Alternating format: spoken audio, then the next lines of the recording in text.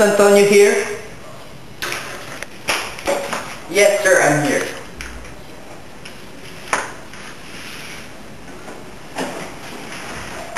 I feel sorry for you.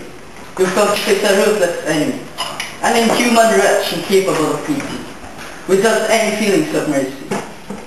They tell me you've done everything you can to talk him out of what he's doing, but since he remains stubborn, and there's no legal way to protect me from his malice, I just have to take what he'll give me. I'm ready to suffer peacefully, whatever he does to me, in his cruelty and anger. One of you, go call out the Jew into the court here. He's standing ready outside the door. Here he comes, my lord.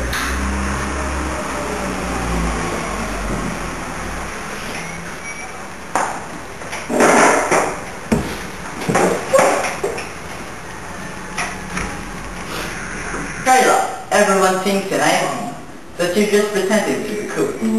They think that at the last second, we're going to show mercy and pity, which will be more surprising than the precise cruelty that you seem to be showing now.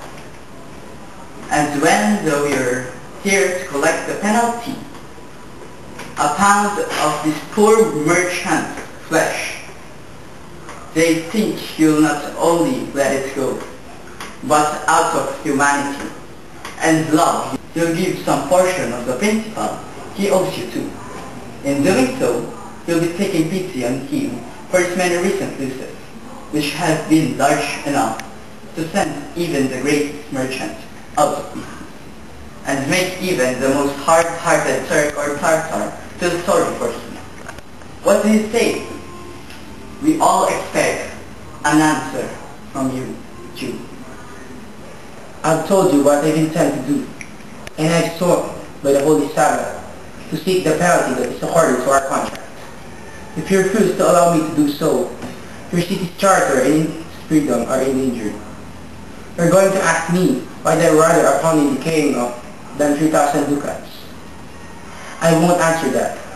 Let's just say it's because I feel like it. Is that enough for you? Some men don't like roast pig. Others go crazy if they see a cat. And others can't help urinating when they hear bagpipes. There's no sense trying to explain people's dislikes and likes. So to answer your question, just as there's no clear reason why one man doesn't want a roast pig, or why another man can stand a harmless and useful cat, or another can tolerate bagpipes, so I can't give a reason, or why I won't give a reason, why I'm pursuing this unprofitable case against him. That answer your question? That's no answer, you heartless man. It doesn't excuse your cruel behavior. I don't have to give you answers that you like. Does everyone kill what they don't love? Does anyone hate something and not want to kill it? Disliking something isn't the same as hating it. What? Would you like a snake bite you twice? Please don't bother arguing with a Jew. You might as well go stand on the beach and ask the ocean to get smaller. You might ask the wolf why he killed the lamb and made its mother cry. You might as well tell the pine trees on the mountains to stop waving their treetops when the storm blows through them. You might as well do the impossible rather than to soften his Jewish heart. It's the hardest thing imaginable. Therefore, I'm begging you, don't make any more offers. Don't look for other ways to stop him. Just let me receive my punishment and let the Jew take his penalty. Instead of 3,000 ducats, here are 6,000. If you offer me 6 times of that, I wouldn't accept it. I would choose to take my penalty. How can you ever hope for your mercy for yourself when you don't give any now? Why should I be afraid of your judgment when I haven't done anything wrong? Many of you own slaves which, like donkeys and dogs and mules, you used to perform awful jobs just because you bought them. Should I say to you, set them free, let them marry your children? Why are making them work so hard? Let their bed be as soft as yours, and let them eat the same food as you. No, you'd answer. The slaves are ours. And that's just how I answer you. The pound of flesh that I want was very expensive.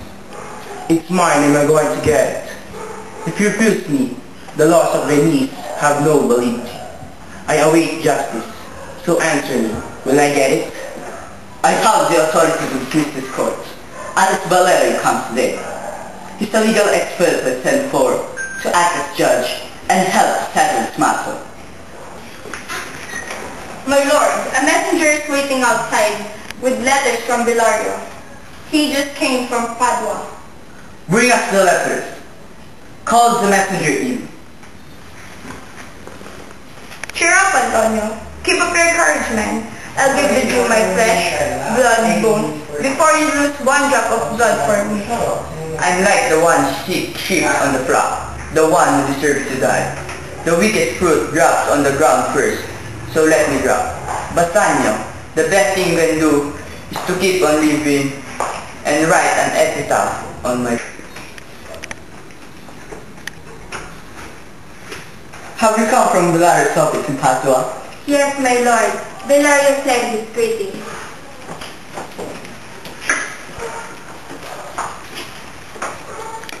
Why are you sharpening your neck so eagerly?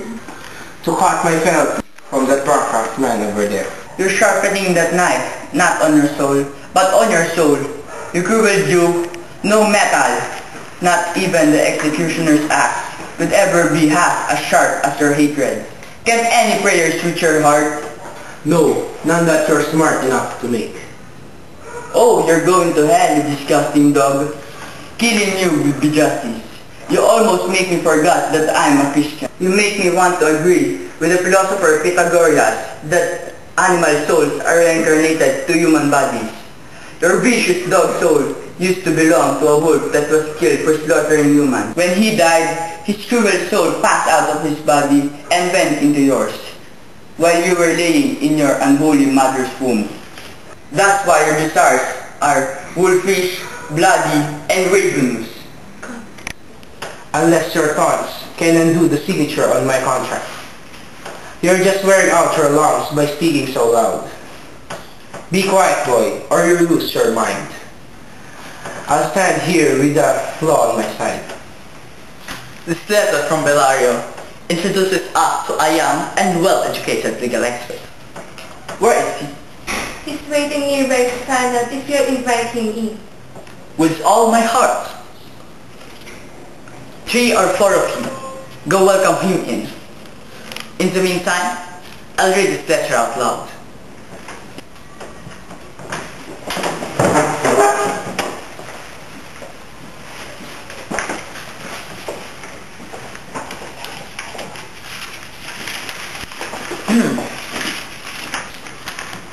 I received your letter, but I'm very sick at the moment. As it happened, when your messenger came, a young lawyer from Rome was visiting me. His name is Balthasar. I told him about the case of the Jew and Antonia the merchant, and we consulted many books together. He knows my legal opinions about this matter, and he has his own expert opinions as well. I'm sending him in my place to answer a request for someone to act as judge in this matter. Please don't underestimate him because he's so young. I never knew such a young man with such a mature head. I leave him to you. When you put him to the test, you'll see how wonderful he really is. What the wise and educated Valerio writes. And this is the legal professor. I take it, but appreciate your hand. Did old Valerio send you here? Yes, my lord. Welcome. Please have a seat. Yes, thoroughly. Which one is the merchant and which one is the Jew? Antonia and Shyla, both of you come forward. Is your name Shyla? Shylock's my name. Your case is most unusual, though the Venetian law can stop you from proceeding. He has a claim on you, correct? Yes, so he says. So, do you acknowledge the contract? Yes, I do. No one shows mercy because he has to.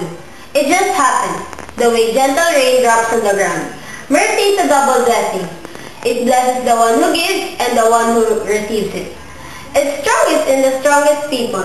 It looks better in the king than his own crown looks on him. The king's scepter represents his earth. Kingly power seems most like God's power when the king mixes mercy with justice. So, although justice is your plea, do consider this. Justice won't save our souls. We pray for mercy. And this same prayer teaches us to show mercy to others as well. I've told you this to make you give up this case. If you pursue it, the District Court of Venice will need to carry out the sentence against the merchant there. I'll take all responsibilities for my decisions. I want the law, the penalty, and the fulfillment of my contract. Can he pay back the money? Yes, I'm offering to pay it back right this moment, even twice of the sum. If that's not enough, I'll sign a contract to pay. And I'll give him my hands, my head, and my heart as security. If that's not, then you're just evil and malicious. I beg you just this once, use your authority to bend the law. Do a great right by doing a little wrong. Don't have this devil have his way. That can't happen. There's no power in Venice that can change an established decree. The change will be recorded as a precedent, and many bad legal decisions will result. That can't happen. A Daniel has come to judgment. Yes, a Daniel. O wise ang judge, I honor you. Please, let me review the contract. Here it is, Judge. Here it is. Shylock, they're offering you 3 times the money you lent. But I made an oath. An oath. An oath in heaven. Should I perjure my soul by disobeying it? No, not for all of Venice. The money wasn't paid back, and so the Jew may lawfully claim a pound of flesh nearest the merchant's heart, to be cut off by him. But please, have mercy. Take 3 times your money. Tell me to tear up this contract.